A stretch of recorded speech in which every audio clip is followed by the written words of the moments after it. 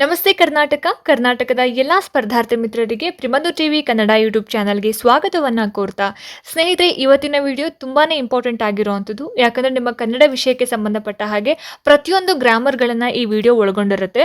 ವರ್ಣಮಾಲೆ ಆಗಿರ್ಬೋದು, ಸಮಾಸಗಳು, ಸಂಧಿಗಳು, ತದ್ದಿತಾಂತಗಳು, ಹಾಗೆ ಕೃದಂತಗಳು, ದ್ವಿರುಕ್ತಿಗಳು, ಜೋಡು ನುಡಿಗಳು, ಹಾಗೆ ಅನುಕರಣಾವ್ಯಯಗಳು, ತತ್ಸಮ ತದ್ಭವ, ಅನ್ಯದೇಶೀಯ ಪದಗಳು, ಗ್ರಾಂಥಿಕ ರೂಪ, ಹಾಗೆಯೇ ವಾಕ್ಯ ಪ್ರಕಾರಗಳು, ಪದಗಳ ಅರ್ಥ, ವಿಭಕ್ತಿ, ಪ್ರತ್ಯಯ, ಲೇಖನ ಚಿಹ್ನೆಗಳು, ನಾಮಪದಗಳು, ಕ್ರಿಯಾಪದಗಳು. ಸೊ ಇದೆಲ್ಲವನ್ನ ಈ ವಿಡಿಯೋ ಒಳಗೊಂಡಿರೋದ್ರಿಂದ ನಿಮಗೆ ತುಂಬಾನೇ ಇಂಪಾರ್ಟೆಂಟ್ ಇರುತ್ತೆ ಎಕ್ಸಾಮ್ನ ದೃಷ್ಟಿಯಿಂದ. ಸೊ ಎಲ್ಲೂ ಕೂಡ ಸ್ಕಿಪ್ ಮಾಡೋದಕ್ಕೆ ಹೋಗ್ಬಿಡಿ, ಪೂರ್ತಿ ವಿಡಿಯೋನ ನೋಡಿ ಅಂತ ಹೇಳ್ತಾ. ಸೊ ಜಾಸ್ತಿ ತಡ ಮಾಡೋದು ಬೇಡ, ನಿಮಗೂ ಕೂಡ ಟೈಮ್ ಇರೋದಿಲ್ಲ. ಬನ್ನಿ ಆದಷ್ಟು ಬೇಗ ವಿಡಿಯೋನ ಶುರು ಮಾಡ್ತಾ ಹೋಗೋಣ. ಮೊದಲನೇ ಪ್ರಶ್ನೆ ನೋಡಿ, ಕನ್ನಡ ವರ್ಣಮಾಲೆಯಲ್ಲಿನ ಸ್ವರಗಳು ಡ್ಯಾಶ್ ಅಂತ ಕೇಳಿದ್ದಾರೆ. ಸೊ ನಾನು ಆಯ್ಕೆಗಳನ್ನ ಓದೋದಕ್ಕೆ ಹೋಗೋದಿಲ್ಲ, ಸ್ಕ್ರೀನ್ ಮೇಲೆ ಕಾಣಿಸ್ತಾ ಇದೆ ಅಲ್ವಾ, ನಾನು ಡೈರೆಕ್ಟ್ ಆಗಿ ಆನ್ಸರ್ನ ಹೇಳ್ಕೊಂಡು ಹೋಗ್ತೀನಿ. ಸೊ ಕನ್ನಡ ವರ್ಣಮಾಲೆಯಲ್ಲಿ ಇರ್ತಕ್ಕಂತಹ ಸ್ವರಗಳು ಎಷ್ಟು ಅಂತ ಕೇಳಿರೋದ್ರಿಂದ option A, B, C, D 4 ಆಯ್ಕೆಗಳಲ್ಲಿ ಸರಿಯಾದ ಉತ್ತರ ಯಾವುದು ಅಂತ ಹೇಳಿದ್ರೆ 13 ಸ್ವರಗಳು ಕನ್ನಡ ಅಕ್ಷರ ಮಾಲೆಯಲ್ಲಿ ಅಥವಾ ಕನ್ನಡ ವರ್ಣಮಾಲೆಯಲ್ಲಿ ಇರೋವಂಥದ್ದು. ಆಪ್ಷನ್ ಎ ಲಿ ಸರಿಯಾದ ಉತ್ತರ ಆಗಿರುತ್ತೆ. ಮುಂದಿನ ಪ್ರಶ್ನೆ, ಎರಡನೇ ಪ್ರಶ್ನೆ, ಕನ್ನಡ ವರ್ಣಮಾಲೆಯಲ್ಲಿ ಒಂದು ಮಾತ್ರ ಕಾಲದಲ್ಲಿ ಉಚ್ಚರಿಸುವ ಸ್ವರಾಕ್ಷರಗಳು ಡ್ಯಾಶ್ ಅಂತ ಕೇಳಿದ್ದಾರೆ. ಸೊ ಕನ್ನಡ ವರ್ಣಮಾಲೆಯಲ್ಲಿ ಒಂದು ಮಾತ್ರ ಕಾಲದಲ್ಲಿ ಉಚ್ಚಾರಣೆ ಮಾಡ್ತಕ್ಕಂತಹ ಸ್ವರಾಕ್ಷರಗಳನ್ನ ನಾವು ಏನಂತ ಹೇಳಿ ಕರಿತೀವಿ? Option A, B, C, D ಈ 4 ಆಯ್ಕೆಗಳಲ್ಲಿ ಹ್ರಸ್ವ ಸ್ವರ ಅನ್ನೋದು ಸರಿಯಾಗಿರುವಂತಹ ಉತ್ತರ ಆಗಿರುತ್ತೆ. ಮೂರನೇ ಪ್ರಶ್ನೆ, ತವರ್ಗ ಅನುನಾಸಿಕ ಅಕ್ಷರ ಡ್ಯಾಶ್ ಅಂತ ಕೇಳಿದ್ದಾರೆ. ಸೊ ತವರ್ಗ ಅನುನಾಸಿಕ ಅಕ್ಷರ ಯಾವುದು? ತ, ತ, ದ, ದ, ನ ಅಂತ ಅಂದಾಗ ಅದು ತ ಅಂತ ಫಸ್ಟ್ ಲೆಟರ್ ಬರೋದು ತವರ್ಗ. ಕ ಕವರ್ಗ, ಕಕ್ಕ ಗಂಗ, ಚ ಚ ಜನ ಚವರ್ಗ. ಸೊ ಈ ತರ ಆಯ್ತಾ. ಸೊ ಇಲ್ಲಿ ತವರ್ಗ ಅನುನಾಸಿಕ ಅಕ್ಷರ ಕೇಳಿರೋದ್ರಿಂದ ಕೊನೆಯದಾಗಿ ಯಾವುದು ಬರುತ್ತೆ ಇಲ್ಲಿ? ಆಪ್ಷನ್ ಬಿ ನ ಬರುತ್ತೆ. ತ ಥ ದ ಧ ನ. ನ ಅನ್ನೋದು ತವರ್ಗ ಅನುನಾಸಿಕ ಅಕ್ಷರ ಆಗಿರುತ್ತೆ. ಮುಂದಿನ ಪ್ರಶ್ನೆ, ನಾಲ್ಕನೇ ಪ್ರಶ್ನೆ, ಫ ಭ ಇವುಗಳು ಡ್ಯಾಶ್ ಅಂತ ಕೇಳಿದ್ದಾರೆ. ಅಲ್ಪ ಪ್ರಾಣನ, ಅನುನಾಸಿಕನ, ಮಹಾಪ್ರಾಣನ ಅಥವಾ ಅವರ್ಗೀಯ ವ್ಯಂಜನಾಕ್ಷರಗಳ ಅಂತ. ಸೊ ಯಾವ್ದಿರ್ಬೋದು ಆನ್ಸರ್ ಹಾಗಾದ್ರೆ ಇದಕ್ಕೆ? ನಾಲ್ಕನೇ ಪ್ರಶ್ನೆಗೆ ಫ ಭ ಅಂತಕ್ಕಂಥದ್ದು ಆಪ್ಷನ್ ಸಿ ಮಹಾಪ್ರಾಣ ಅನ್ನೋದು ಸರಿಯಾದ ಉತ್ತರ ಆಗುತ್ತೆ. ಐದನೇ ಪ್ರಶ್ನೆ ನೋಡಿ, ಒಂದು ವ್ಯಂಜನಕ್ಕೆ ಒಂದು ಸ್ವರ ಸೇರಿ ಆಗುವ ಅಕ್ಷರವನ್ನು ನಾವು ಏನಂತ ಹೇಳಿ ಕರಿತೀವಿ? ಒಂದು ವ್ಯಂಜನಕ್ಕೆ ಒಂದು ಸ್ವರ ಸೇರಿ ಆಗುವಂತಹ ಅಕ್ಷರ ಯಾವುದು ಅಂತ ಇಲ್ಲಿ ಕೇಳಿದ್ದಾರೆ. Option A, B, C, D 4 ಆಯ್ಕೆಗಳಲ್ಲಿ ಸರಿಯಾದ ಉತ್ತರ ಯಾವುದು ಹಾಗಾದ್ರೆ? ಆಪ್ಷನ್ ಬಿ ಗುಣಿತಾಕ್ಷರ ಅನ್ನೋದು ಸರಿಯಾದ ಉತ್ತರ ಆಗತ್ತೆ. ಮುಂದಿನ ಪ್ರಶ್ನೆ ನೋಡಿ, ಇಲ್ಲಿ ಮೊದಲೆರಡು ಪದಗಳಿಗೆ ಇರುವ ಸಂಬಂಧದಂತೆ ಮೂರನೇ ಪದಕ್ಕೆ ಸರಿ ಸಂಬಂಧ ಹೊಂದುವ ಪದಗಳನ್ನು ಬರಿಬೇಕಾಗತ್ತೆ. ಸೊ ಇಲ್ಲಿ ಆರನೇ ಪ್ರಶ್ನೆಗೆ ಸ್ವರಗಳು 13 ಅಂತ ಕೊಟ್ಟಿದ್ದಾರೆ. ಸೊ ನಮ್ಮೆಲ್ಲರಿಗೂ ಗೊತ್ತು 13 ಸ್ವರಗಳು ಇರುವಂಥದ್ದು ಅಂತ. ಸೊ ಇಲ್ಲಿ ಸ್ವರಗಳು 13 ಅಂತ ಕೊಟ್ಟಾಗ ಯೋಗವಾಹಕಗಳು ಅಂತ ಕೊಟ್ಟಿದ್ದಾರೆ. ಯೋಗವಾಹಕಗಳ ಸಂಖ್ಯೆ ಎಷ್ಟು ಅಂತಲೇ ಕೇಳ್ತಾ ಇರೋದ್ರಿಂದ ಸೊ ಎಷ್ಟು ಏನ್ ಬರುತ್ತೆ ಆನ್ಸರ್ ಹಾಗಾದ್ರೆ ಇದಕ್ಕೆ? ಸೊ 2 ಅನ್ನೋದು ಸರಿಯಾದ ಉತ್ತರ ಆಗುತ್ತೆ. ಸ್ವರಗಳು 13 ಇರೋದ್ರಿಂದ ಯೋಗವಾಹಕಗಳ ಸಂಖ್ಯೆ 2 ಆಗುತ್ತೆ. ಇನ್ನು ಏಳನೇದು ನೋಡಿ, ಮ ಬಂದು ಬ ವರ್ಗ ಆದ್ರೆ ನ ಅನ್ನೋದು ಯಾವ ವರ್ಗಕ್ಕೆ ಇದು ಸೇರುತ್ತೆ ಅಂತ ಹೇಳ್ಬಿಟ್ಟು. ಸೊ ಪ ಪ ಬ ಭ ಮ ಬ ವರ್ಗ ಆಗತ್ತೆ ಮ ಅಂತಕ್ಕಂಥದ್ದು. ಅಂದ್ರೆ ನ ಅನ್ನೋದು ಇಲ್ಲಿ ಯಾವ ಒಂದು ವರ್ಗಕ್ಕೆ ಸೇರುತ್ತೆ ಅಂತ ಹೇಳಿದ್ರೆ ಕ ವರ್ಗಕ್ಕೆ ಸೇರುತ್ತೆ. ಕ ಖ ಗ ಘ ಂಗ. ಸೊ ಕ ಅನ್ನೋದು ಕ ವರ್ಗಕ್ಕೆ ಸೇರುವಂಥದ್ದು. ಎಂಟನೇ ಒಂದು ಪ್ರಶ್ನೆ, ಕ ದ ಬ ಅಲ್ಪ ಪ್ರಾಣ ಆದ್ರೆ ಘ ಢ ಥ ಇದು ಯಾವುದು ಅಂತ ಕೇಳಿದ್ದಾರೆ. ಸೊ ಏನಿರ್ಬೋದು ಆನ್ಸರ್ ಹಾಗಾದ್ರೆ? ಇದು ಅಲ್ಪ ಪ್ರಾಣ ಅಂತ ಕೊಟ್ಟಾಗ ಇದು ಮಹಾಪ್ರಾಣ ಆಗ್ಲೇಬೇಕಲ್ಲ. ಸೊ ಹಾಗಾಗಿ ಇದು ಘ ಢ ಥ ಅನ್ನೋದು ಇದು ಮಹಾಪ್ರಾಣಕ್ಕೆ ಬರುವಂಥದ್ದು. 9ನೇ ಪ್ರಶ್ನೆಗೆ ಬ ಗುಣಿತಾಕ್ಷರ ಅಂತ ಕೊಟ್ಟಿದ್ದಾರೆ, ದ ಡ್ಯಾಶ್ ಅಂತ ಹೇಳಿ ಕೊಟ್ಟಿದ್ದಾರೆ. ಸೊ ಬ ಗುಣಿತಾಕ್ಷರ ಆದ್ರೆ ಇಲ್ಲಿ ದ ಅಂತಕ್ಕಂಥದ್ದು ಏನು ಅಂತ. ಸೊ ಇದು ದಾಗೆ ದಾ ಒತ್ತು ಬಂದಿರೋದ್ರಿಂದ ಇದು ಒತ್ತಕ್ಷರ ಅಥವಾ ಸಂಯುಕ್ತಾಕ್ಷರ ಆಗತ್ತೆ. ಇದು ಒತ್ತಕ್ಷರಕ್ಕೆ ಬರೋವಂಥದ್ದು. ಇನ್ನು 10ನೇ ಪ್ರಶ್ನೆ ನೋಡಿ, ನ ನ ನ ನ ಮ ಅನುನಾಸಿಕಗಳು ಯರ ಲವ ಡ್ಯಾಶ್ ಅಂತ ಕೇಳಿದ್ದಾರೆ. ಸೊ ನ ನ ನ ನ ಮ ಅನುನಾಸಿಕ ಆದ್ರೆ ಯರಲವ ಏನಂತ ಹೇಳಿ ಕರಿತೀವಿ? ಅದಕ್ಕೆ ಅವರ್ಗೀಯ ವ್ಯಂಜನಗಳು ಅಂತ ಹೇಳಿ ಕರಿತೀವಿ. ಸೊ ಇದು ಏನು? ಯರಲವ ಅನ್ನೋದು ಅವರ್ಗೀಯ ವ್ಯಂಜನಗಳಾಗತ್ತೆ. 11ನೇ ಪ್ರಶ್ನೆ ನೋಡಿ, ಇಲ್ಲಿ ಅಪ್ಪ ಅನ್ನೋದು ಸಜಾತಿಯ ಸಂಯುಕ್ತಾಕ್ಷರ ಆಗತ್ತೆ. ಅಸ್ತ್ರ ಅನ್ನೋದು ಡ್ಯಾಶ್ ಅಂತ ಕೇಳಿದ್ದಾರೆ. ಸೊ ಅಪ್ಪ ಸಜಾತಿಯ ಸಂಯುಕ್ತಾಕ್ಷರ ಹೇಗೆ ಅಂದ್ರೆ ಪಾಗೆ ಅದೇ ಒತ್ತಕ್ಷರ ಬಂದಿರೋದ್ರಿಂದ ಅದನ್ನ ನಾವು ಸಜಾತಿಯ ಸಂಯುಕ್ತಾಕ್ಷರ ಅಂತ ಹೇಳಿ ಕರಿತೀವಿ. ಇಲ್ಲಿ ಅಸ್ತ್ರ ಅನ್ನೋದಕ್ಕೆ ಬೇರೆ ಅಕ್ಷರಗಳ ಒತ್ತಕ್ಷರ ಬಂದಿರೋದ್ರಿಂದ ಇದನ್ನ ನಾವೇನಂತ ಹೇಳಿ ಕರಿತೀವಿ? ವಿಜಾತಿಯ ಸಂಯುಕ್ತಾಕ್ಷರ ಅಂತ ಹೇಳಿ ಕರಿತೀವಿ. ವಿಜಾತಿಯ ಸಂಯುಕ್ತಾಕ್ಷರ. 12ನೇ ಪ್ರಶ್ನೆ ನೋಡಿ, ದೀರ್ಘ ಸ್ವರಗಳು ದ್ವಿಮಾತ್ರ ಅಂತ ಕೇಳಿದರೆ ಹ್ರಸ್ವ ಸ್ವರಗಳು ಡ್ಯಾಶ್ ಅಂತ ಇದೆ. 12ನೇ ಪ್ರಶ್ನೆ, ದೀರ್ಘ ಸ್ವರಗಳು ದ್ವಿಮಾತ್ರ ಹಾಗೇನೆ ಹ್ರಸ್ವ ಸ್ವರಗಳು ಡ್ಯಾಶ್ ಅಂತ. ಸೊ ಇಲ್ಲಿ ದ್ವಿಮಾತ್ರ ಆದ್ರೆ ಹ್ರಸ್ವ ಸ್ವರಗಳು ಏಕಮಾತ್ರ ಅನ್ನೋದು ಸರಿಯಾದ ಉತ್ತರ ಆಗುತ್ತೆ. ಇದು ಏಕಮಾತ್ರ.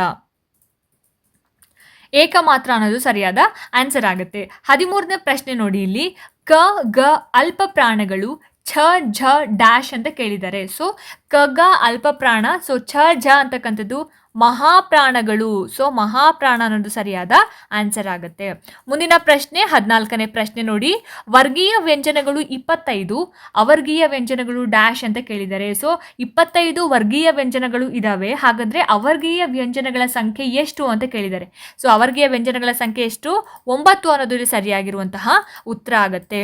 15ನೇ ಪ್ರಶ್ನೆ ನೋಡಿ ಇಲ್ಲಿ, ಅ ಇ ಉ ಇದು ದೀರ್ಘ ಸ್ವರಗಳಾದ್ರೆ ಅ ಇ ಉ ರು ಅನ್ನೋದು ಡ್ಯಾಶ್ ಅಂತ ಕೇಳಿದ್ದಾರೆ. ಸೊ ದೀರ್ಘ ಸ್ವರಗಳು ಅಂತ ಬಂದಾಗ ಆ ಇ ಉ ಎ ಇದೆಲ್ಲ ದೀರ್ಘ ಸ್ವರ. ಸೊ ಇಲ್ಲಿ ಎರಡನೇದು ಕೇಳಿದ್ದಾರೆ, ಇದು ಹ್ರಸ್ವ ಸ್ವರಕ್ಕೆ ಉದಾಹರಣೆ ಅಂತ ಹೇಳ್ಬೋದು. ಇವೆಲ್ಲವೂ ಏನು? ಹ್ರಸ್ವ ಸ್ವರಗಳು. ಸೊ ನೆಕ್ಸ್ಟು ಸಮಾಸಗಳನ್ನು ನೋಡ್ಕೊಂಬರೋಣ. ಸೊ ಸಮಾಸಗಳ ಬಗ್ಗೆ ಏನೇನೆಲ್ಲ ಪ್ರಶ್ನೆಗಳನ್ನು ಕೇಳ್ಬೋದು ಹಾಗಾದರೆ, ಈ ಕೆಳಗಿನ ಪ್ರಶ್ನೆಗಳಿಗೆ ಅಥವಾ ಅಪೂರ್ಣ ಹೇಳಿಕೆಗಳಿಗೆ 4 ಪರ್ಯಾಯ ಉತ್ತರಗಳನ್ನು ಸೂಚಿಸಲಾಗಿದೆ. ಅವುಗಳಲ್ಲಿ ಹೆಚ್ಚು ಸೂಕ್ತವಾದ ಉತ್ತರವನ್ನು ಆರಿಸಿ ಕ್ರಮಾಕ್ಷರದೊಂದಿಗೆ ಪೂರ್ಣ ಉತ್ತರವನ್ನು ಬರೆಯಿರಿ ಅಂತ.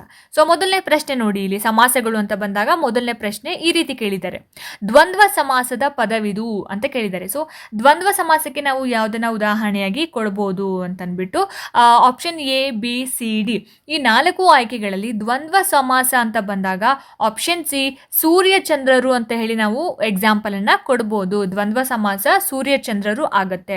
ಎರಡನೇ ಪ್ರಶ್ನೆ ನೋಡಿ, ಕರ್ಮಧಾರೆಯ ಸಮಾಸದ ಪದವಿದು ಅಂತ ಕೇಳಿದ್ದಾರೆ. ಸೊ ಕರ್ಮಧಾರೆ ಪದಕ್ಕೆ ನಾವು ಯಾವುದನ್ನ ಉದಾಹರಣೆಯಾಗಿ ಕೊಡ್ಬೋದು? Option A B C D same ಅದೇ ಒಂದು ಆಪ್ಷನ್ಸ್ ಗಳನ್ನ ಕೊಟ್ಟಿದ್ದಾರೆ. ಮೋಸ ಮಾಡು, ನಡುರಾತ್ರಿ, ಸೂರ್ಯಚಂದ್ರರು, ಪೆರ್ಮರ ಅಂತ. ಸೊ ಕರ್ಮಧಾರೆ ಸಮಾಸ ಅಂತ ಬಂದಾಗ ನಾವಿಲ್ಲಿ 4ನೇ ಆಪ್ಷನ್ ಪೆರ್ಮರ ಅಂತ ಕೊಡ್ಬೋದು. ಪೆರ್ಮರ ಅಂತಂದ್ರೆ ಹಿರಿದು ಪ್ಲಸ್ ಮರ, ಹೆಮ್ಮರ ಅಂತ ಹೇಳ್ತೀವಲ್ಲ, ದೊಡ್ಡದಾಗಿರುವಂತಹ ಮರ ಅನ್ನುವಂತಹ ಅರ್ಥ ಕೊಡುತ್ತೆ. ಸೊ ಕರ್ಮಧಾರೆಯ ಸಮಾಸ ಅಂತ ಬಂದಾಗ ಹೊಗಳಿ ಹೇಳೋದನ್ನ ನಾವು ಏನಂತ ಹೇಳ್ತೀವಿ? ಕರ್ಮಧಾರೆಯ ಸಮಾಸ ಅಂತ ಹೇಳಿ ಕರಿತೀವಿ. ನೆಕ್ಸ್ಟ್ ಮೂರನೇದು, ಮೆಲ್ವಾತು ಪದದಲ್ಲಿ ಏರ್ಪಟ್ಟ ಸಮಾಸ ಡ್ಯಾಶ್ ಅಂತ ಕೇಳಿದ್ದಾರೆ. ಮೆಲ್ವಾತು ಅನ್ನುವಂತಹ ಪದ ಏನಿದೆ ಇದರಲ್ಲಿ ಯಾವ ಸಮಾಸ ಏರ್ಪಟ್ಟಿರೋದು ಅಂತ. ಮೂರನೇದಕ್ಕೆ ಆಪ್ಷನ್ ಎ ಅಂಶಿ ಕರ್ಮಧಾರೆಯ ಕ್ರಿಯಾ ಗಮಕ ಸಮಾಸ ಅಂತ ಇದೆ. ಸೊ ಏನಿರ್ಬೋದು ಇದಕ್ಕೆ ಆನ್ಸರ್? ಹಾಗಾದ್ರೆ ಮೂರನೇದಕ್ಕೆ ಆಪ್ಷನ್ ಬಿ ಕರ್ಮಧಾರೆಯ ಅನ್ನೋದು ಸರಿಯಾದ ಉತ್ತರ ಆಗುತ್ತೆ. ಮೆಲ್ವಾತು ಅಂದ್ರೆ ಮೆಲುವಾದ ಮಾತು ಅಂತ ನಾವು ಬಿಡಿಸಿ ಬರೆದಾಗ ಮೆಲುವಾದ ಪ್ಲಸ್ ಮಾತು ಮೆಲ್ವಾತು ಆಗುತ್ತೆ. ಹಾಗಾಗಿ ಇದು ಕರ್ಮಧಾರೆಯ ಸಮಾಸ ಆಗುತ್ತೆ. ನೆಕ್ಸ್ಟ್ 4ನೇದು ನೋಡಿ, ಕ್ರಿಯಾ ಸಮಾಸ ಪದವಿದು ಅಂತ ಕೇಳಿದ್ದಾರೆ. ಸೊ ಕ್ರಿಯಾ ಸಮಾಸಕ್ಕೆ ಯಾವುದನ್ನ ನಾವು ಉದಾಹರಣೆಯಾಗಿ ಕೊಡ್ಬೋದು ಅಂತ 4ನೇ ಪ್ರಶ್ನೆ. ಸೊ ಏನಿರ್ಬೋದು ಆನ್ಸರ್ ಹಾಗಾದ್ರೆ ಇದಕ್ಕೆ 4ನೇ ಪ್ರಶ್ನೆಗೆ?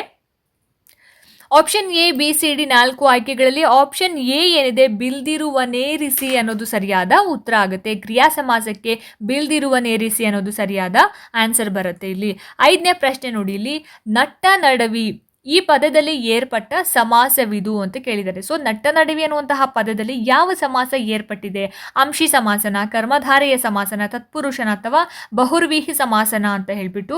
ಸೊ 5ನೇ ಪ್ರಶ್ನೆಗೆ ನಟ್ಟ ನಡುವೆ ಅನ್ನುವಂತಹ ಪದ ಅಂಶಿ ಸಮಾಸಕ್ಕೆ ನಾವು ಉದಾಹರಣೆಯಾಗಿ ಕೊಡಬಹುದು. 6ನೇ ಪ್ರಶ್ನೆ, ಬಹುರ್ವೀಹಿ ಸಮಾಸಕ್ಕೆ ಉದಾಹರಣೆ ಪದವಿದು ಅಂತ ಕೇಳಿದ್ದಾರೆ. ಬಹುರ್ವೀಹಿ ಸಮಾಸಕ್ಕೆ ನಾವು ಯಾವುದನ್ನು ಉದಾಹರಣೆಗೆ ಕೊಡಬಹುದು? ನೋಡಿ, ಇಲ್ಲಿ 4 ಆಯ್ಕೆಗಳು ಕಾಣಿಸ್ತಾ ಇದಾವಲ್ಲ. ಸೊ ಈ 4 ಆಯ್ಕೆಗಳಲ್ಲಿ ಸರಿಯಾದ ಉತ್ತರ ಯಾವುದು? ಹಾಗಾದ್ರೆ ಬಹುರ್ವೀಹಿ ಸಮಾಸಕ್ಕೆ ಅಂತಕಾತ್ಮಜ ಅನ್ನೋದು ಇಲ್ಲಿ ಸರಿಯಾಗಿರುವಂತಹ ಉತ್ತರ ಆಗತ್ತೆ. 7ನೇ ಪ್ರಶ್ನೆ ನೋಡಿ, ಇಲ್ಲಿ ದಿವ್ಯ ಶರಾಳಿ ಈ ಒಂದು ಪದ ಯಾವ ಸಮಾಸಕ್ಕೆ ಉದಾಹರಣೆಯಾಗಿದೆ ಅಂತ ಕೇಳಿದ್ದಾರೆ. ಸೊ ದಿವ್ಯ ಶರಾಳಿ ಅನ್ನುವಂಥದ್ದು ಕ್ರಿಯಾ ಸಮಾಸನ, ಕರ್ಮಧಾರೆಯನ, ತತ್ಪುರುಷನ ಅಥವಾ ಬಹುರ್ವೀಹಿನ ಅಂತ. ಸೊ ದಿವ್ಯ ಶರಾಳಿ ಅಂತಕ್ಕಂಥದ್ದು ಏನಿದೆ ಆಪ್ಷನ್ ಬಿ ಕರ್ಮಧಾರೆಯ ಸಮಾಸಕ್ಕೆ ಇದು ಉದಾಹರಣೆಯಾಗಿ ನಾವು ಕೊಡ್ಬೋದು. 8ನೇ ಒಂದು ಪ್ರಶ್ನೆ ನೋಡಿ, ಇಲ್ಲಿ ಮಹೀಪತಿ ಪದ ಈ ಸಮಾಸಕ್ಕೆ ಉದಾಹರಣೆಯಾಗಿದೆ. ಮಹೀಪತಿ ಅನ್ನೋದು ಯಾವ ಸಮಾಸಕ್ಕೆ ಬರುತ್ತೆ? Option A B C D ಈ 4 ಆಯ್ಕೆಗಳಲ್ಲಿ ಸರಿಯಾದ ಉತ್ತರ ಯಾವುದು? ಹಾಗಾದ್ರೆ ಆಪ್ಷನ್ ಸಿ ಬಹುರ್ವೀಹಿ ಅನ್ನೋದು ಸರಿಯಾಗಿರುವಂತಹ ಉತ್ತರ ಆಗಿರುತ್ತೆ. ಸೊ ನಾನು ಆಲ್ರೆಡಿ ಸಮಾಸಕ್ಕೆ ಸಂಬಂಧಪಟ್ಟಂತೆ 2 ವಿಡಿಯೋನ ಮಾಡಿದ್ದೀನಿ, ಪಾರ್ಟ್ 1 ಪಾರ್ಟ್ 2 ಅಂತ ಹೇಳಿ. ಸೊ ಯಾರು ಆ ವಿಡಿಯೋನ ನೋಡಿಲ್ವೋ ಖಂಡಿತವಾಗ್ಲೂ ನೀವು ನೋಡ್ಕೊಂಡು ಬನ್ನಿ. ಸೊ ಆ ವಿಡಿಯೋ ನೋಡಿದಾಗ ನಿಮಗೆ ಗೊತ್ತಾಗುತ್ತೆ ಯಾವ ಸಮಾಸವನ್ನ ಹೇಗೆ ನಾವು ಬಿಡಿಸಿ ಬರೆಯೋದು ಅಂತ. ಆವಾಗ ನೀವು ಯಾವ ಸಮಾಸ ಅಂತ ಕೇಳಿದ ತಕ್ಷಣ ಟಕ್ ಅಂತ ಆನ್ಸರ್ ಮಾಡ್ತೀರಾ. ಸೊ ನೆಕ್ಸ್ಟ್ ನೋಡಿ, ಇಲ್ಲಿ ಮೊದಲೆರಡು ಪದಗಳಿರುವ ಸಂಬಂಧದಂತೆ 3ನೇ ಪದಕ್ಕೆ ಸರಿ ಹೊಂದುವ ಸಂಬಂಧದ ಪದಗಳನ್ನು ನೀವು ಬರಿಬೇಕು ಅಂತ ಇದೆ. ಆಯ್ತಾ. ಸೊ ಇಲ್ಲಿ 9ನೇ ಪ್ರಶ್ನೆ ನೋಡಿ, ಇಲ್ಲಿ ಹೊಗೆದೋರು ಅನ್ನೋದು ಕ್ರಿಯಾ ಸಮಾಸ ಆದ್ರೆ ಹೆದ್ದಾರಿ ಅಂತಕ್ಕಂಥದ್ದು ಡ್ಯಾಶ್ ಅಂತ ಕೇಳಿದ್ದಾರೆ. 9ನೇ ಪ್ರಶ್ನೆ ಹೆದ್ದಾರಿ ಅನ್ನೋದು ಡ್ಯಾಶ್ ಅಂತ ಹೇಳ್ಬಿಟ್ಟು. ಸೊ ಹೆದ್ದಾರಿ ಅಂತಕ್ಕಂಥದ್ದು ಇಲ್ಲಿ ಕರ್ಮಧಾರೆಯ ಸಮಾಸಕ್ಕೆ ಬರೋ ಅಂಥದ್ದು. ಹಿರಿದಾದ ಪ್ಲಸ್ ದಾರಿ ಹೆದ್ದಾರಿ. ಇನ್ನು 10ನೇದು ನೋಡಿ, ಸ್ವಾಮಿ ದ್ರೋಹ ಅನ್ನೋದು ತತ್ಪುರುಷ ಸಮಾಸ ಆದರೆ ಮುಂಗೈ ಅನ್ನೋದು ಡ್ಯಾಶ್ ಅಂತ ಕೇಳಿದ್ದಾರೆ. ಸೊ ಇಲ್ಲಿ ಮುಂಗೈ ಅಂತಕ್ಕಂಥದ್ದು ಯಾವ ಸಮಾಸಕ್ಕೆ ಬರುತ್ತೆ ಹಾಗಾದರೆ? ಮುಂಗೈ ಅನ್ನೋದು ಇಲ್ಲಿ ಅಂಶಿ ಸಮಾಸಕ್ಕೆ ಉದಾಹರಣೆಯಾಗಿ ಕೊಡ್ಬೋದು ನಾವು. ಮುಂಗೈ ಅನ್ನೋದನ್ನು ನಾವು ಅಂಶಿ ಸಮಾಸ ಅಂತ ಹೇಳಿದ್ವಿ. ಸರಿ, ಹೇಗೆ ಬಿಡಿಸಿ ಬರೆಯೋದು ಹಾಗಾದರೆ? ಕೈಯ ಪ್ಲಸ್ ಮುಂದು ಮುಂಗೈ ಅಂತ ಹೇಳಿದ್ದೇನೆ, ಬಿಡಿಸಿ ಬರಿತೀವಿ. ಸೊ ಇದು ಅಂಶಿ ಸಮಾಸಕ್ಕೆ ಬರುತ್ತೆ. ಇನ್ನು 11ನೇದು ಹಣೆಗಣ್ಣ ಬಹುರ್ವೀಹಿ ಸಮಾಸ ಆದರೆ ಬೆಟ್ಟದಾವರೆ ಅನ್ನೋದು ಯಾವ ಸಮಾಸಕ್ಕೆ ಉದಾಹರಣೆಯಾಗಿ ಕೊಡ್ಬೋದು?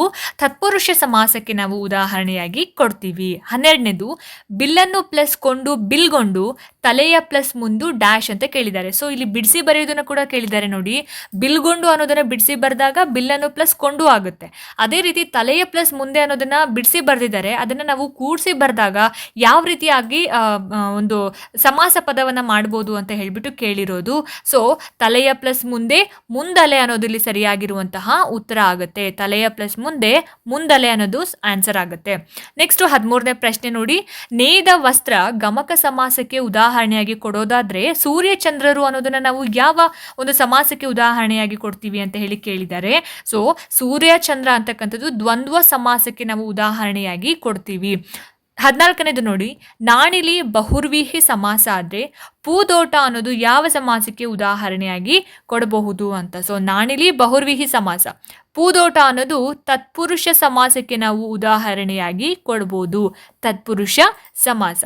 ನೆಕ್ಸ್ಟ್ 15ನೇ ಪ್ರಶ್ನೆ ನೋಡಿ, ಇಲ್ಲಿ ಕಳ್ಗುಡಿದ ಕ್ರಿಯಾ ಸಮಾಸ ಆದರೆ ಸಾಕ್ಷಿ ಮಾಡಿ ಡ್ಯಾಶ್ ಅಂತ ಕೇಳಿದ್ದಾರೆ. ಸೊ ನೋಡಿ, ಇಲ್ಲಿ ಕಳ್ಗುಡಿದ ಅಂತಕ್ಕಂಥದ್ದು ಕ್ರಿಯಾ ಸಮಾಸಕ್ಕೆ ಬರುತ್ತೆ. ಸಾಕ್ಷಿ ಮಾಡಿ ಅನ್ನೋದು ಯಾವ ಸಮಾಸಕ್ಕೆ ಉದಾಹರಣೆಯಾಗಿ ಕೊಡ್ಬೋದು ನಾವು ಹಾಗಾದ್ರೆ? ಇಲ್ಲಿ ಕ್ರಿಯಾ ಸಮಾಸ ಅನ್ನೋದು ಸರಿಯಾದ ಉತ್ತರ ಆಗುತ್ತೆ. ಸೊ ಕ್ರಿಯಾ ಸಮಾಸ. ನೆಕ್ಸ್ಟ್ 16ನೇ ಪ್ರಶ್ನೆ, ದೈವ ಭಕ್ತಿ ತತ್ಪುರುಷ ಸಮಾಸಕ್ಕೆ ಉದಾಹರಣೆ ಅಬ್ಜೋದರ ಅನ್ನೋದು ಯಾವ ಸಮಾಸಕ್ಕೆ ಉದಾಹರಣೆಯಾಗಿ ಬರುತ್ತೆ ಅಂತ. ಸೊ ನೋಡಿ, ಇಲ್ಲಿ ದೈವ ಭಕ್ತಿ ಅನ್ನೋದು ತತ್ಪುರುಷ, ಅಬ್ಜೋದರ ಅಂತಕ್ಕಂಥದ್ದು ಇಲ್ಲಿ ಬಹುರ್ವೀಹಿ ಸಮಾಸ ಅನ್ನೋದು ಸರಿಯಾದ ಉತ್ತರ ಆಗುತ್ತೆ. ಬಹುರ್ವೀಹಿ ಸಮಾಸಕ್ಕೆ ಉದಾಹರಣೆಯಾಗಿ ಅಬ್ಜೋದರ ಪದವನ್ನು ನಾವು ಕೊಡ್ಬೋದು. ಇನ್ನು ನೆಕ್ಸ್ಟ್ ಟಾಪಿಕ್ ನೋಡಿ, ಇಲ್ಲಿ ಸಂಧಿಗಳು. ಈ ಕೆಳಗಿನ ಪ್ರಶ್ನೆಗಳಿಗೆ ಅಥವಾ ಅಪೂರ್ಣ ಹೇಳಿಕೆಗಳಿಗೆ 4 ಪರ್ಯಾಯ ಉತ್ತರಗಳನ್ನು ಸೂಚಿಸಲಾಗಿದೆ. ಅವುಗಳಲ್ಲಿ ಯಾವುದು ಸರಿ ಅನ್ನೋದನ್ನು ನಾವು ಆರಿಸಿ ಬರೀಬೇಕಾಗತ್ತೆ.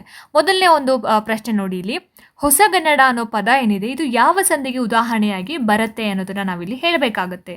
ಸೊ 4 ಆಯ್ಕೆಗಳಿದಾವೆ ನೋಡಿ, ಲೋಪಸಂಧಿ, ಆಗಮ ಸಂಧಿ, ಆದೇಶ, ಗುಣಸಂಧಿ. ಯಾವ ಸಂಧಿಗೆ ಬರುತ್ತೆ ಹಾಗಾದ್ರೆ ಹೊಸಗನ್ನಡ ಅಂತಕ್ಕಂಥದ್ದು? ಇದು ಆದೇಶ ಸಂಧಿಗೆ ಬರೋ ಅಂಥದ್ದು.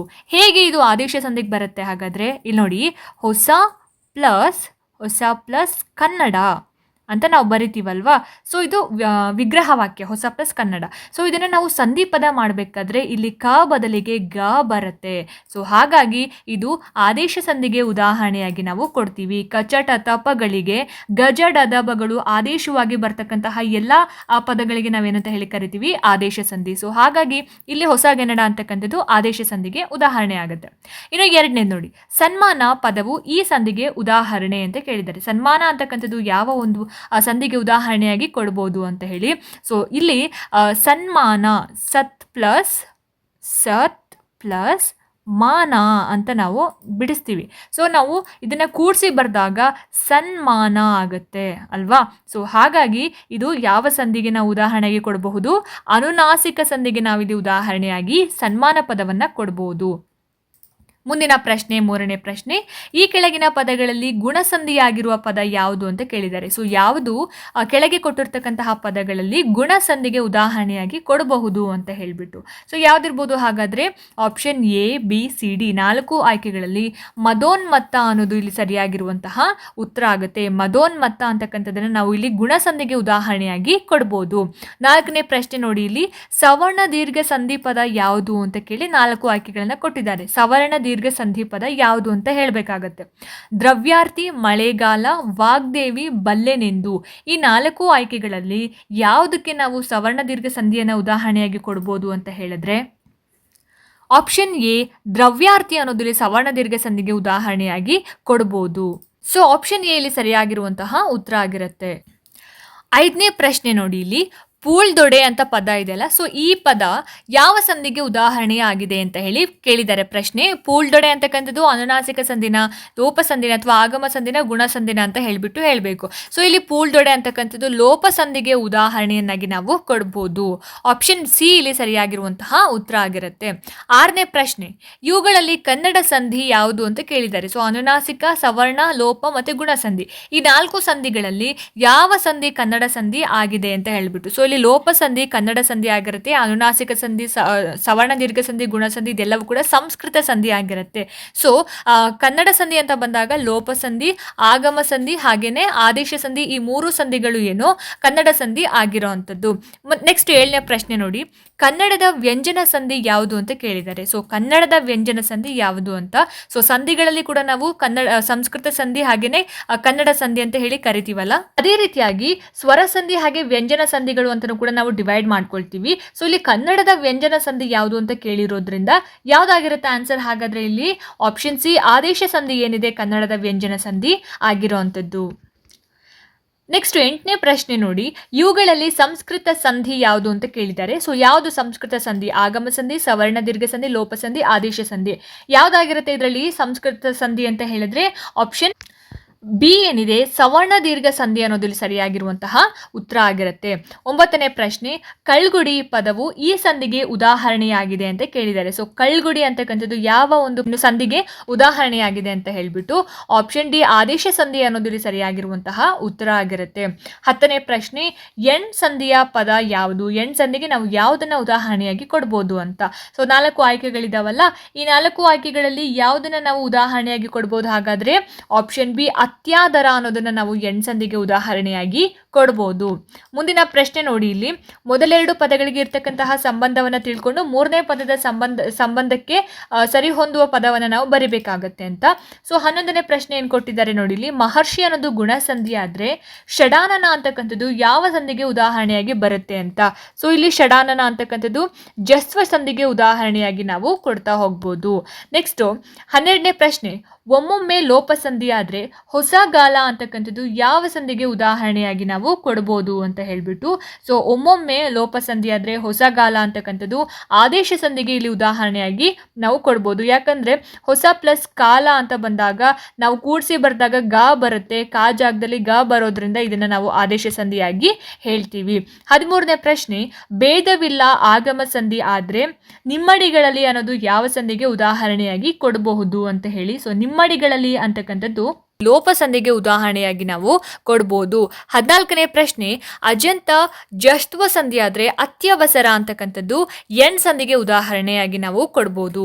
15ನೇ ಪ್ರಶ್ನೆ ನೋಡಿ, ಲೇಖನವ ನೋದಿ ಅಂದ್ರೆ ಲೇಖನವನ್ನು ಪ್ಲಸ್ ಓದಿ ಅಂತ ಇದೆ. ಸೊ ಅದೇ ರೀತಿ ವಾಗ್ದೇವಿ ಅನ್ನೋದನ್ನ ನಾವು ಯಾವ ರೀತಿ ಬಿಡಿಸಿ ಬರೆಯೋದು ಅಂತ ಹೇಳಿ, ಇಲ್ಲಿ ವಾಕ್ ಪ್ಲಸ್ ದೇವಿ ಅಂತ ಹೇಳಿ ನಾವು ಇದನ್ನ ಬಿಡಿಸಿ ಬರಿಬೇಕಾಗತ್ತೆ. ಸೊ ವಾಗ್ದೇವಿ ಅನ್ನೋದನ್ನ ಬಿಡಿಸಿ ಬರೆದಾಗ ವಾಕ್ ಪ್ಲಸ್ ದೇವಿ ಆಗುವಂಥದ್ದು. ನೆಕ್ಸ್ಟು ತದ್ದಿತಾಂತಗಳು ಹಾಗೆ ಕೃದಂತಗಳ ಬಗ್ಗೆ ನಾವು ನೋಡೋದಾದ್ರೆ ಇಲ್ಲಿ ಮೊದಲನೇ ಪ್ರಶ್ನೆ ಏನು ಕೊಟ್ಟಿದ್ದಾರೆ ನೋಡಿ, ವರ್ತಮಾನ ಕೃದಂತ ನಾಮಕ್ಕೆ ಈ ಪದವು ಉದಾಹರಣೆಯಾಗಿದೆ ಅಂತ ಕೇಳಿದ್ದಾರೆ. ಸೊ ವರ್ತಮಾನ ಕೃದಂತ ನಾಮಕ್ಕೆ ಯಾವ ಪದವನ್ನು ನಾವು ಉದಾಹರಣೆಯಾಗಿ ಕೊಡ್ಬೋದು? ಹಾಗಾದ್ರೆ option A B C D ಈ 4 ಆಯ್ಕೆಗಳಲ್ಲಿ ಸರಿಯಾದ ಉತ್ತರ ಯಾವುದು? ಹಾಗಾದ್ರೆ ಆಪ್ಷನ್ ಎ ಬರೆಯುವ ಅನ್ನೋದಿಲ್ಲಿ ಸರಿಯಾಗಿರುವಂತಹ ಉತ್ತರ ಆಗಿರುತ್ತೆ. ಇನ್ನು 2ನೇದಾಗಿ ನೋಟ ಎಂಬುದು ಈ ವ್ಯಾಕರಣಾಂಶವಾಗಿದೆ ಅಂತ ಪ್ರಶ್ನೆ ಇದೆ. ನೋಟ ಅಂತಕ್ಕಂಥದ್ದು ಯಾವ ವ್ಯಾಕರಣಕ್ಕೆ ಸೇರಿರೋ ಅಂಥದ್ದು ಅಂತ. Option A B C D 4 ಆಯ್ಕೆಗಳಲ್ಲಿ ಸರಿಯಾದ ಉತ್ತರ ಯಾವುದು? ಹಾಗಾದ್ರೆ ನೋಟ ಅನ್ನುವಂಥದ್ದು ಕೃದಂತ ಭಾವನಾಮಗೆ ಉದಾಹರಣೆಯಾಗಿ ಕೊಡ್ಬೋದು. 3ನೇ ಪ್ರಶ್ನೆ, ಇವುಗಳಲ್ಲಿ ಕೃದಂತಾವ್ಯಯಕ್ಕೆ ಉದಾಹರಣೆಯಾದ ಪದ ಡ್ಯಾಶ್ ಅಂತ ಕೇಳಿದ್ದಾರೆ. ಸೊ ಕೃದಂತಾವ್ಯಯಕ್ಕೆ ಉದಾಹರಣೆಯನ್ನ ಯಾವ ಪದವನ್ನ ನಾವು ಕೊಡ್ಬೋದು ಅಂತ. ತೊಡುಗೆ, ತಿನ್ನುವಿಕೆ, ನಡೆಯುವ, ಮಾಡಲಿಕ್ಕೆ ಈ 4 ಪದಗಳಲ್ಲಿ ಯಾವುದನ್ನ ನಾವು ಕೊಡ್ಬೋದು ಎಕ್ಸಾಂಪಲ್ ಆಗಿ ಅಂತ ಹೇಳಿದ್ರೆ ಆಪ್ಷನ್ ಡಿ ಏನಿದೆ ಮಾಡಲಿಕ್ಕೆ ಅನ್ನೋದು ಸರಿಯಾದ ಉತ್ತರ ಆಗುತ್ತೆ. 4ನೇ ಪ್ರಶ್ನೆ, ತದ್ದಿತಾಂತ ನಾಮಕ್ಕೆ ಉದಾಹರಣೆ ಡ್ಯಾಶ್ ಅಂತ ಕೇಳಿದ್ದಾರೆ. ಸೊ ತದ್ದಿತಾಂತ ನಾಮಕ್ಕೆ ಯಾವುದನ್ನ ಉದಾಹರಣೆಯಾಗಿ ಕೊಡ್ಬೋದು? ಬಳೆಗಾರ, ಸಿರಿತನ, ಚಂದ್ರನಂತೆ ಕಪ್ಪು ಈ 4 ಆಯ್ಕೆಗಳಲ್ಲಿ ಸರಿಯಾದ ಉತ್ತರ ಯಾವುದು? ಹಾಗಾದ್ರೆ ಆಪ್ಷನ್ ಎ ಏನಿದೆ ಬಳೆಗಾರ ಅನ್ನೋದು ಸರಿಯಾದ ಉತ್ತರ ಆಗುತ್ತೆ. ಆಪ್ಷನ್ ಎ ಇಲ್ಲಿ ಸರಿಯಾದ ಆನ್ಸರ್ ಆಗುತ್ತೆ. 5ನೇ ಪ್ರಶ್ನೆ, ಇದೊಂದು ಕೃದಂತ ನಾಮ ಪದ ಅಂತ ಕೇಳಿದ್ದಾರೆ. ಸೊ 4 ಆಯ್ಕೆಗಳಲ್ಲಿ ಯಾವುದು ಕೃದಂತ ನಾಮ ಪದ ಅನ್ನೋದನ್ನ ಹೇಳಬೇಕು 5ನೇ ಪ್ರಶ್ನೆಗೆ. ಯಾವ್ದಿರ್ಬೋದು ಹಾಗಾದ್ರೆ ಇದಕ್ಕೆ answer? Option A, B, C, D. ಇದರಲ್ಲಿ ಬಿ ಆನ್ಸರ್ ಸರಿಯಾಗಿರುವಂಥದ್ದು. ಓಡುವ ಅನ್ನೋದು ಕೃದಂತ ನಾಮಕ್ಕೆ ನಾವು ಉದಾಹರಣೆಯಾಗಿ ಕೊಡಬಹುದು. 6ನೇ ಪ್ರಶ್ನೆ, ಈ ಕೆಳಗಿನ ಪದಗಳಲ್ಲಿ ತದ್ದಿತಾಂತ ಭಾವನಾಮಕ್ಕೆ ಉದಾಹರಣೆ ಏನು ಅಂತ ಕೇಳಿದ್ದಾರೆ. ಸೊ 4 ಆಯ್ಕೆಗಳಲ್ಲಿ ಯಾವುದನ್ನ ನಾವು ತದ್ದಿತಾಂತ ಭಾವನಾಮಕ್ಕೆ ಉದಾಹರಣೆಯಾಗಿ ಕೊಡಬಹುದು ಹಾಗಾದ್ರೆ? ಆಪ್ಷನ್ ಎ ಏನಿದೆ, ಬಡತನ ಅನ್ನೋದು ಸರಿಯಾಗಿರುವಂತಹ ಉತ್ತರ ಆಗುತ್ತೆ. 7ನೇ ಪ್ರಶ್ನೆ ನೋಡಿ, ಇಲ್ಲಿ ತದ್ದಿತಾಂತ ನಾಮಪದ ಡ್ಯಾಶ್ ಅಂತ ಕೇಳಿದ್ದಾರೆ. ಸೊ ಯಾವ್ದಿರ್ಬೋದು ತದ್ದಿತಾಂತ ನಾಮಪದಕ್ಕೆ ನಾವು ಯಾವುದನ್ನ ಉದಾಹರಣೆಯಾಗಿ ಕೊಡ್ಬೋದು ಹಾಗಾದ್ರೆ? 7ನೇ ಪ್ರಶ್ನೆಗೆ ಆಪ್ಷನ್ ಎ ವಾಚಾಳಿ ಅನ್ನೋದು ಇಲ್ಲಿ ಸರಿಯಾಗಿರುವಂತಹ ಉತ್ತರ ಆಗಿರುತ್ತೆ. 8ನೇ ಪ್ರಶ್ನೆ, ತದ್ದಿತಾಂತ ಅವ್ಯಯಕ್ಕೆ ಉದಾಹರಣೆಯಾಗಿದೆ ಅಂತ ಕೇಳಿದ್ದಾರೆ. ಸೊ ಯಾವುದು ತದ್ದಿತಾಂತ ಅವ್ಯಯಕ್ಕೆ ಉದಾಹರಣೆಯಾಗಿದೆ? ಮಾಲೆಗಾರ್ತಿ, ನೋಟ, ಶಾಲೆಯವರೆಗೆ, ಜಾಣತನ. ಈ 4 ಆಯ್ಕೆಗಳಲ್ಲಿ ಸರಿಯಾದ ಉತ್ತರ ಯಾವುದು ಹಾಗಾದ್ರೆ? 8ನೇ ಪ್ರಶ್ನೆಗೆ ಉತ್ತರ ಏನು ಅಂತ ಹೇಳಿದ್ರೆ ಆಪ್ಷನ್ ಸಿ ಏನಿದೆ, ಶಾಲೆಯವರೆಗೆ ಅನ್ನೋದಿಲ್ಲಿ ಸರಿಯಾಗಿರುವಂತಹ ಆನ್ಸರ್ ಆಗಿರುತ್ತೆ.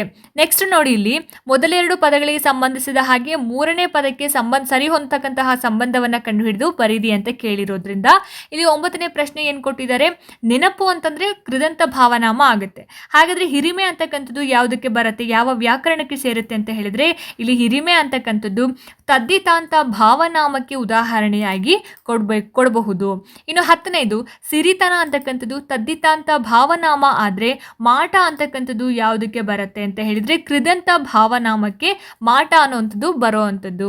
ನೆಕ್ಸ್ಟ್ 11ನೇ ಪ್ರಶ್ನೆ, ನಡೆಯುತ್ತಾ ಕೃದಂತಾವ್ಯಯ ಆದ್ರೆ ಪಟ್ಟಣದವರೆಗೆ ಅಂತಕ್ಕಂಥದ್ದು ಯಾವುದಕ್ಕೆ ಬರುತ್ತೆ ಅಂತ ಹೇಳಿ. ಸೊ ಪಟ್ಟಣದವರೆಗೆ ಅಂತಕ್ಕಂಥದ್ದು ಇಲ್ಲಿ ತದ್ದಿತಾಂತಾವ್ಯಯಕ್ಕೆ ಉದಾಹರಣೆಯಾಗಿ ನಾವು ಕೊಡ್ಬೋದು, ತದ್ದಿತಾಂತಾವ್ಯಯ. ನೆಕ್ಸ್ಟ್ 12ನೇದು, ಓಡು ಓಟ ಆದ್ರೆ ನೆನೆ ಅಂತಕ್ಕಂಥದ್ದು ಡ್ಯಾಶ್ ಅಂತ ಕೇಳಿದ್ದಾರೆ. ಸೊ ಓಡು ಓಟ, ನೆನೆ ಅಂತ ಹೇಳಿದ್ರೆ ನೆನಪು ಅಂತ ಹೇಳಿ ನಾವಿಲ್ಲಿ ಬರೀಬಹುದು. ನೆನಪು ಸರಿಯಾದ ಆನ್ಸರ್ ಆಗುತ್ತೆ.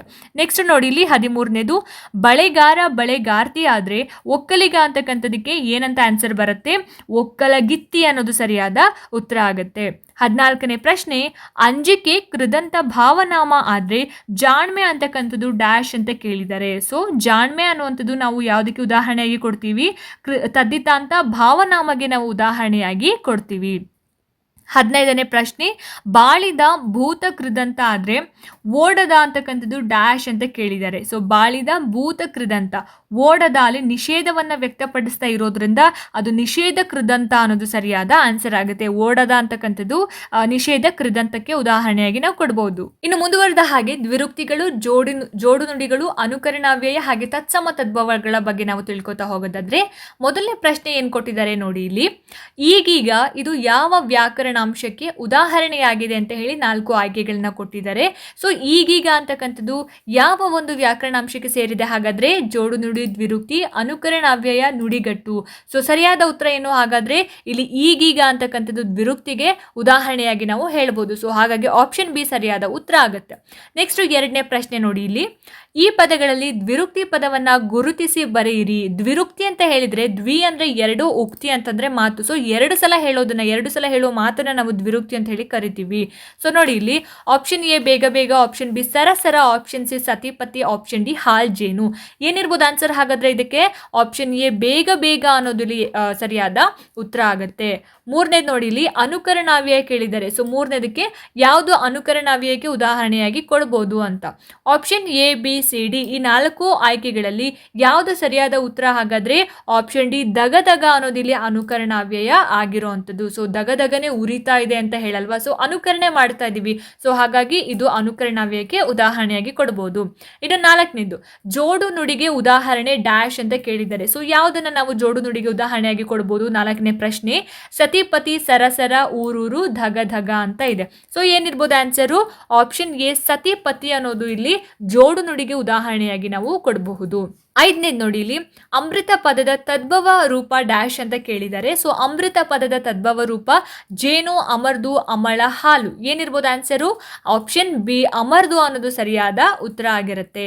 6ನೇ ಪ್ರಶ್ನೆ, ಬೆನ್ನ ಬೆನ್ನ ಹತ್ತಿ, ಇದು ಈ ವ್ಯಾಕರಣಕ್ಕೆ ಉದಾಹರಣೆಯಾಗಿದೆ ಅಂತ ಇದೆ. ಬೆನ್ನ ಬೆನ್ನ ಹತ್ತಿ ಅಂತ ಹೇಳಿದ್ರೆ ಯಾವ ವ್ಯಾಕರಣಕ್ಕೆ ನಾವು ಉದಾಹರಣೆಯಾಗಿ ಕೊಡಬಹುದು ಇದನ್ನ ಅಂತ ಹೇಳ್ಬಿಟ್ಟು option A, B, C, D. ಇದರಲ್ಲಿ ಆಪ್ಷನ್ ಬಿ ದ್ವಿರುಕ್ತಿ ಅನ್ನೋದು ಸರಿಯಾಗಿರುವಂತಹ ಉತ್ತರ ಆಗಿರುತ್ತೆ. ಆಗಿರುತ್ತೆ.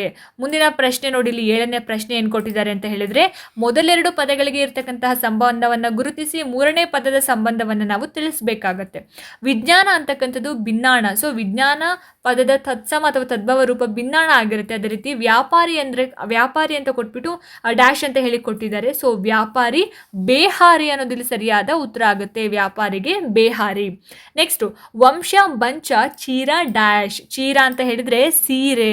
ಸೊ ಇದೆಲ್ಲವೂ ಕೂಡ ತತ್ಸಮ ತದ್ಭವಗಳು. ಇದಕ್ಕೆ ಸಂಬಂಧಪಟ್ಟ ಹಾಗೆ ಹಲವಾರು ವಿಡಿಯೋಗಳನ್ನ ಮಾಡಿದ್ದೀನಿ. ಸೊ ಯಾರೆಲ್ಲ ನೋಡಿಲ್ವೋ ಅದರ ಲಿಂಕ್ ಅನ್ನು ನಾನು ಡಿಸ್ಕ್ರಿಪ್ಷನ್ ಅಲ್ಲಿ ಮೆನ್ಷನ್ ಮಾಡಿರ್ತೀನಿ, ನೀವು ಹೋಗಿ ನೋಡ್ಕೊಂಡು ಬರ್ಬೋದು. ಸೊ ನೆಕ್ಸ್ಟ್ 9ನೇ ಪ್ರಶ್ನೆ ನೋಡಿ, ಇಲ್ಲಿ ಕರಿನರೆ ಅಂತ ಹೇಳಿದ್ರೆ ಜೋಡು ನುಡಿ ಆಗುತ್ತೆ. ಆದರೆ ಇರುಳಿರುಳು ಅನ್ನೋದು ಡ್ಯಾಶ್ ಅಂತ ಕೇಳಿದ್ದಾರೆ. ಸೊ ಕರಿನರೆ ಜೋಡು ನುಡಿ, ಇರುಳಿರುಳು ಅಂತಕ್ಕಂಥದ್ದು ಡ್ಯಾಶ್ ಅಂತ ಹೇಳಿದ್ರೆ ಏನಿದಕ್ಕೆ ಉತ್ತರ ದ್ವಿರುಕ್ತಿ. ಇರುಳಿರುಳು ಅಂತಕ್ಕಂಥದ್ದು ದ್ವಿರುಕ್ತಿಗೆ ಉದಾಹರಣೆಯಾಗಿ ಹೇಳ್ಬೋದು. 10ನೇ ಪ್ರಶ್ನೆ, ಹಾಲ್ಜೇನು ಅಂತಕ್ಕಂಥದ್ದು ಜೋಡು ನುಡಿ ಆದ್ರೆ ಗುಜು ಗುಜು ಅಂತಕ್ಕಂಥದ್ದು ಇಲ್ಲಿ ಅನುಕರಣಾವ್ಯಯಿಗೆ ನಾವು ಉದಾಹರಣೆಯಾಗಿ ಕೊಡ್ಬೋದು. ನೆಕ್ಸ್ಟ್ 11ನೇ ಪ್ರಶ್ನೆ, ನಟ್ಟ ನಡುವೆ ದ್ವಿರುಕ್ತಿ ಆದ್ರೆ ಕರಿನರೆ ಡ್ಯಾಶ್ ಅಂತ ಕೇಳಿದ್ದಾರೆ. ಸೊ ಇದಕ್ಕೆ ಕರಿನರೆಗೆ ಜೋಡಿ ನುಡಿ ಇಲ್ಲೇ ಇದೆ ನೋಡಿ. 9ನೇ ಪ್ರಶ್ನೆ 11ನೇ ಪ್ರಶ್ನೆಯಲ್ಲೇ ಆನ್ಸರ್ ಇರೋ ಅಂಥದ್ದು. 12ನೇ ಪ್ರಶ್ನೆ, ಕಟ್ಟ ಕಡೆಗೆ ಪ್ಲಸ್ ಕಡೆಗೆ ಆದ್ರೆ ಮೊತ್ತ ಮೊದಲನ್ನ ನಾವು ಯಾವ ರೀತಿಯಾಗಿ ಬರಿತೀವಿ? ಕಟ್ಟ ಕಡೆಗೆ ಅನ್ನೋದನ್ನ ಬಿಡಿಸಿದ್ರೆ ಕಡೆಗೆ ಪ್ಲಸ್ ಕಡೆಗೆ ಆಗತ್ತೆ. ಮೊತ್ತ ಮೊದಲಿಗೆ ಏನಂತ ಹೇಳಿ ಬರಿತೀವಿ? ಹಾಗಾದ್ರೆ ನಾವಿಲ್ಲಿ 12ನೇ ಪ್ರಶ್ನೆ ನೋಡಿ, ಮೊದಲು ಪ್ಲಸ್ ಮೊದಲು ಮೊಟ್ಟ ಮೊದಲು ಆಗುತ್ತೆ. ಇನ್ನು 13ನೇದು, ನಮೋ ನಮೋ ದ್ವಿರುಕ್ತಿ ಆದ್ರೆ ಧೀರ ಶೂರ ಅಂತಕ್ಕಂಥದ್ದು ಡ್ಯಾಶ್ ಅಂತ ಕೇಳಿದ್ದಾರೆ 13ನೇದಕ್ಕೆ. ಸೊ ಇಲ್ಲಿ ಧೀರ ಶೂರ ಅಂತಕ್ಕಂಥದ್ದು ಜೋಡು ನುಡಿಗೆ ಉದಾಹರಣೆಯಾಗಿ ನಾವು ಕೊಡಬಹುದು. ಇನ್ನು ಕಬ್ಬ ಕಾವ್ಯ ಆದ್ರೆ ಬೇಹಾರಿ ಡ್ಯಾಶ್. ಸೊ ಇಲ್ಲೇ ಹೇಳಿದೆ, ಇಲ್ಲಿ 7ನೇ ಪ್ರಶ್ನೆ ನೋಡಿದ್ರೆ ಗೊತ್ತಾಗುತ್ತೆ, ವ್ಯಾಪಾರಿ ಡ್ಯಾಶ್ ಅಂತ ಕೊಟ್ಟಿದ್ದಾರೆ. ಸೊ ಅದರದ್ದೇ ಆನ್ಸರ್ನ ಇಲ್ಲಿ ಕೊಟ್ಬಿಟ್ಟು ಪ್ರಶ್ನೆ ಕೇಳಿದ್ದಾರೆ, ಬೇಹಾರಿ ಡ್ಯಾಶ್ ಅಂತ. ಸೊ ಬೇಹಾರಿ ಅಂತ ಹೇಳಿದ್ರೆ ವ್ಯಾಪಾರಿ. ಯುದ್ಧ ಅಂತ ಹೇಳಿದ್ರೆ ಜುದ್ಧ, ಪ್ರಸಾದ ಡ್ಯಾಶ್ ಅಂತ ಕೇಳಿದ್ದಾರೆ. ಯುದ್ಧ ಪದದ ತತ್ಸಮ ರೂಪ ಜುದ್ಧ ಆಗಿರೋದ್ರಿಂದ ಪ್ರಸಾದ ಅಂತ ಹೇಳಿದ್ರೆ ಇಲ್ಲಿ ಹಸಾದ ಅಂತಕ್ಕಂಥದ್ದು ಸರಿಯಾದ ಆನ್ಸರ್ ಆಗತ್ತೆ. ಇನ್ನು ನೆಕ್ಸ್ಟು ಅನ್ಯದೇಶೀಯ ಪದಗಳು ಹಾಗೆ ಗ್ರಾಂಥಿಕ ರೂಪ ಮತ್ತೆ ವಾಕ್ಯ ಪ್ರಕಾರಗಳು, ಪದಗಳ ಅರ್ಥ ಮತ್ತೆ ವಿಭಕ್ತಿ ಪ್ರತ್ಯಯಗಳನ್ನ ನೋಡೋದಾದ್ರೆ ಮೊದಲನೇ ಪ್ರಶ್ನೆ ಏನು ಕೊಟ್ಟಿದ್ದಾರೆ ನೋಡಿ, ಇಲ್ಲಿ ಪರ್ಷಿಯನ್ ಭಾಷೆಯ ಪದವನ್ನ ಗುರುತಿಸಿ ಅಂತ ಹೇಳಿ ಕೊಟ್ಟಿದ್ದಾರೆ. ಇಲ್ಲಿ 4 ಆಯ್ಕೆಗಳಿದಾವೆ ನೋಡಿ, ಕಾಗದ, ಅಮಾನತು, ಅನಾನಸು, ದಿವಾನ. ಈ 4 ಆಯ್ಕೆಗಳಲ್ಲಿ ಪರ್ಷಿಯನ್ ಪದ ಯಾವುದು? ಹಾಗಾದ್ರೆ ಆಪ್ಷನ್ ಡಿ ದಿವಾನ ಅನ್ನೋದು ಇಲ್ಲಿ ಪರ್ಷಿಯನ್ ಪದಕ್ಕೆ ಉದಾಹರಣೆಯಾಗಿ ನಾವು ಕೊಡ್ಬೋದು. ನೆಕ್ಸ್ಟ್ 2ನೇ ಪದ ನೋಡಿ, ಇಲ್ಲಿ ಅಜಮಾಯಿಸಿ ಅಂತ ಕೇಳಿದ್ದಾರೆ. ಸೊ ಅಜಮಾಯಿಸಿ ಅಂತಕ್ಕಂಥದ್ದು ಯಾವ ಭಾಷೆಯಿಂದ ಕನ್ನಡಕ್ಕೆ ಬಂದಿದೆ ಅಂತ option A B C D ಈ 4 ಆಯ್ಕೆಗಳಲ್ಲಿ ಸರಿಯಾದ ಉತ್ತರ ಯಾವುದು? ಹಾಗಾದ್ರೆ ಆಪ್ಷನ್ ಬಿ ಪರ್ಷಿಯನ್ ಅನ್ನೋದು ಸರಿಯಾದ ಉತ್ತರ ಆಗುತ್ತೆ. 3ನೇ ಪ್ರಶ್ನೆ, ಒಂದು ಅಥವಾ ಅನೇಕ ವಾಕ್ಯಗಳು ಒಂದು ಪ್ರಧಾನ ವಾಕ್ಯಕ್ಕೆ ಅಧೀನವಾಗಿದ್ರೆ ಅದನ್ನ ಡ್ಯಾಶ್ ಅಂತ ಹೇಳಿ ಕರೀತಾರೆ ಅಂತ ಇದೆ. ಸೊ ಸಾಮಾನ್ಯ ವಾಕ್ಯ, ಸಂಯೋಜಿತ ವಾಕ್ಯ, ಮಿಶ್ರ ವಾಕ್ಯ, ನಿಗದಿತ ವಾಕ್ಯ. ಏನಿರ್ಬೋದು ಆನ್ಸರ್? ಹಾಗಾದ್ರೆ ಇದಕ್ಕೆ ಆಪ್ಷನ್ ಬಿ ಸಿ ಏನಿದೆ ಮಿಶ್ರ ವಾಕ್ಯ ಅನ್ನೋದಿಲ್ಲಿ ಸರಿಯಾಗಿರುವಂತಹ ಉತ್ತರ ಆಗಿರುತ್ತೆ. 4ನೇ ಪ್ರಶ್ನೆ, ಕಳುವ್ಯಾರೆ ಪದದ ಗ್ರಾಂಥಿಕ ರೂಪ ಡ್ಯಾಶ್ ಅಂತ ಕೇಳಿದ್ದಾರೆ. ಸೊ ಕಳುವ್ಯಾರೆ ಪದದ ಗ್ರಾಂಥಿಕ ರೂಪ ಏನು ಅಂತ ಹೇಳಿದ್ರೆ ಆಪ್ಷನ್ ಬಿ ಕಳುಹಿಸಿದ್ದಾರೆ ಅನ್ನೋದು ಸರಿಯಾದ ಉತ್ತರ ಆಗತ್ತೆ. 5ನೇ ಪ್ರಶ್ನೆ ನೋಡಿ, ತೃತೀಯ ವಿಭಕ್ತಿ ಕಾರಕಾರ್ಥ ಡ್ಯಾಶ್ ಅಂತ ಕೇಳಿದ್ದಾರೆ. ಸೊ ತೃತೀಯ ವಿಭಕ್ತಿಯ ಕಾರಕಾರ್ಥ ಯಾವುದು ಬರುತ್ತೆ? ಕರ್ತೃ, ಸಂಪ್ರದಾನ, ಕರ್ಮ, ಕರಣ. ಏನಿರ್ಬೋದು ಆನ್ಸರ್? ಹಾಗಾದ್ರೆ ಇದಕ್ಕೆ ಆಪ್ಷನ್ ಡಿ ಏನಿದೆ ಕರ್ಣ ಅಂತಕ್ಕಂಥದ್ದು ಸರಿಯಾದ ಉತ್ತರ ಆಗುತ್ತೆ. ಕರ್ತೃ ಪ್ರಥಮ, ಕರ್ಮ ದ್ವಿತೀಯ, ಕರ್ಣ ಅಂತಕ್ಕಂಥದ್ದು ತೃತೀಯ ವಿಭಕ್ತಿ ಕಾರಕ ಆಗಿರುವಂಥದ್ದು. ನೆಕ್ಸ್ಟ್ 6ನೇ ಪ್ರಶ್ನೆ ನೋಡಿ, ರಾತ್ರಿಯೊಳ್ ಪದದ ವಿಭಕ್ತಿ ಹೆಸರು ಏನು ಅಂತ ಕೇಳಿದ್ದಾರೆ. ಸೊ ರಾತ್ರಿಯೊಳ್ ಈ ಪದದಲ್ಲಿ ಬರ್ತಕ್ಕಂತಹ ವಿಭಕ್ತಿ ಯಾವುದು ಅಂತ ಹೇಳಿ ಪಂಚಮಿ, ಸಪ್ತಮಿ, ಚತುರ್ಥಿ, ದ್ವಿತೀಯ ಈ 4 ಆಯ್ಕೆಗಳಲ್ಲಿ ಸರಿಯಾದ ಉತ್ತರ ಏನು? ಹಾಗಾದ್ರೆ ಇದಕ್ಕೆ ಆಪ್ಷನ್ ಬಿ ಸಪ್ತಮಿ ಅನ್ನೋದು ಸರಿಯಾದ ಉತ್ತರ ಆಗುತ್ತೆ. ಇಲ್ಲಿ ಒಳ್ಳ ಅಂತಕ್ಕಂಥದ್ದು ಬರುತ್ತಲ್ವಾ, ಒಳ್ಳಂತಕ್ಕಂಥದ್ದು ಹಳೆಗನ್ನಡ ವಿಭಕ್ತಿ ಆಗಿರೋದ್ರಿಂದ ಸಪ್ತಮಿ ಸರಿಯಾದ ಉತ್ತರ ಆಗುತ್ತೆ. 7ನೇ ಪ್ರಶ್ನೆ ನೋಡಿ, ವೀರೇಶ್ವರ ಪಾಠಕ್ರನ್ನು ಬೆಂಗಳೂರಿಗೆ ವರ್ಗಾವಣೆ ಮಾಡಲಾಯಿತು. ಇದು ಡ್ಯಾಶ್. ಇದು ಯಾವ ವಾಕ್ಯ? ಸಾಮಾನ್ಯ ವಾಕ್ಯನ, ಸಂಯೋಜಿತನ, ಮಿಶ್ರನ ಅಥವಾ ಸಂಬಂಧಿತ ವಾಕ್ಯನ ಅಂತ ಹೇಳಿ ಹೇಳಬೇಕಾಗುತ್ತೆ. ಏನಿರ್ಬೋದು ಆನ್ಸರ್? ಹಾಗಾದ್ರೆ ಇದಕ್ಕೆ 7ನೇ ಪ್ರಶ್ನೆಗೆ ಇದು ಸಾಮಾನ್ಯ ವಾಕ್ಯ ಆನ್ಸರ್ ಸರಿಯಾಗಿರುವಂಥದ್ದು. ಆಪ್ಷನ್ ಎ ಇದು ಸಾಮಾನ್ಯ ವಾಕ್ಯ ಆಗಿರೋದ್ರಿಂದ ಆಪ್ಷನ್ ಎ ಇಲ್ಲಿ ಸರಿಯಾಗಿರುವಂತಹ ಉತ್ತರ ಆಗಿರುತ್ತೆ. ನೆಕ್ಸ್ಟು 8ನೇ ಪ್ರಶ್ನೆ ನೋಡಿ, ಇಲ್ಲಿ ಅತಿ ಪದದ ಅರ್ಥ ಡ್ಯಾಶ್. ಅರ್ತಿ ಪದದ ಅರ್ಥ ಡ್ಯಾಶ್ ಅಂತ ಕೇಳಿದ್ದಾರೆ. ಸೊ ಅರ್ತಿ ಅಂದ್ರೆ ಏನು? ಅದಿವಿ, ಪ್ರೀತಿ, ಐತಿ, ಆರತಿ. ಸೊ 8ನೇ ಪ್ರಶ್ನೆ ನೋಡಿ, ಇಲ್ಲಿ ಅರ್ತಿ ಅನ್ನುವಂತಹ ಪದದ ಅರ್ಥ ಕೇಳಿದ್ದಾರೆ. ಏನಿರ್ಬೋದು ಹಾಗಾದ್ರೆ ಅರ್ತಿ ಪದದ ಅರ್ಥ ಅಂತ ಹೇಳಿದ್ರೆ ಆಪ್ಷನ್ ಬಿ ಏನಿದೆ ಪ್ರೀತಿ ಅನ್ನೋದು ಇಲ್ಲಿ ಸರಿಯಾಗಿರುವಂತಹ ಉತ್ತರ ಆಗುತ್ತೆ. ನೆಕ್ಸ್ಟ್ 9ನೇ ಪ್ರಶ್ನೆ ನೋಡಿ, ಇಲ್ಲಿ ಲೋಕದೊಳ್ ಎಂಬುದು ಈ ವಿಭಕ್ತಿಯಲ್ಲಿದೆ ಅಂತ ಕೇಳಿದ್ದಾರೆ. ಸೊ ಲೋಕದೊಳ್ ಅಂತಕ್ಕಂಥದ್ದು ಯಾವ ಒಂದು ವಿಭಕ್ತಿ ಅವಾಗಲೇ ಹೇಳಿದೆ. ಸೊ ಇಲ್ಲಿ ಒಳ್ ಅಂತ ಬರುತ್ತೆ. ಸೊ ಹಾಗಾಗಿ ಇದು ಸಪ್ತಮಿ ವಿಭಕ್ತಿಗೆ ಸೇರೋ ಅಂಥದ್ದು.